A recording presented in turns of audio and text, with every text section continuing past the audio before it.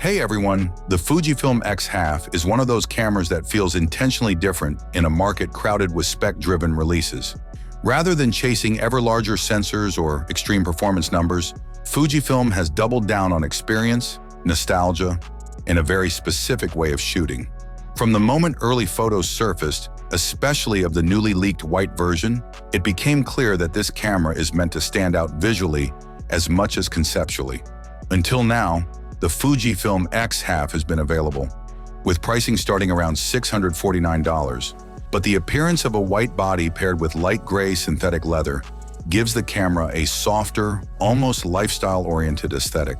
According to reports, this color variant is currently planned only for the Chinese market, which adds an element of exclusivity and uncertainty for buyers elsewhere.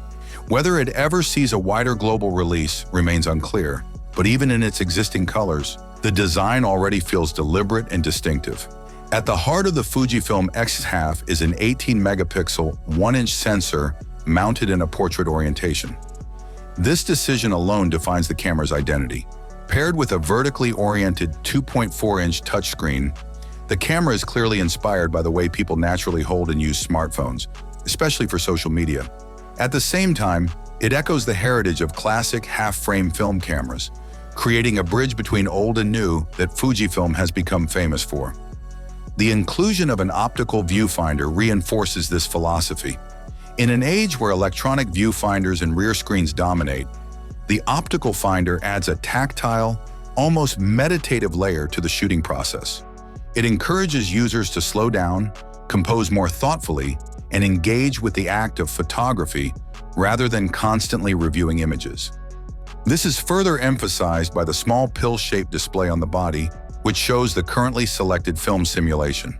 Fujifilm's renowned film simulations play a central role in the X half experience, and the camera introduces a playful twist with its film roll mode.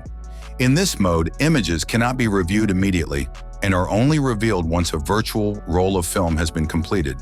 It is a bold, almost rebellious feature in the digital era, intentionally removing instant gratification in favor of anticipation. For some users, especially those raised on smartphones, this may feel restrictive. From a technical standpoint, the fixed lens offers a 35mm equivalent focal length of 32mm.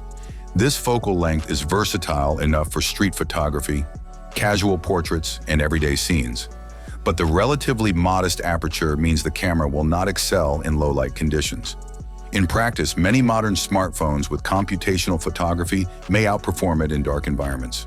Autofocus and automatic exposure are present, ensuring the camera is approachable and easy to use. But there is also room for creative control.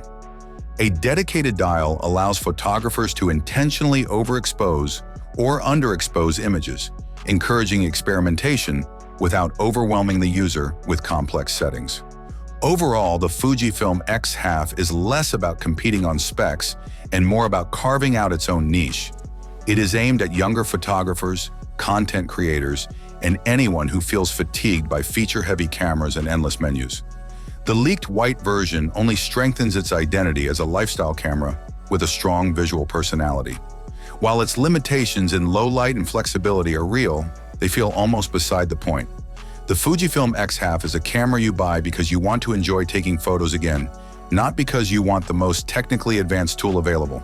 Thanks for watching. Don't forget to hit the like button. Have a nice day and God bless you.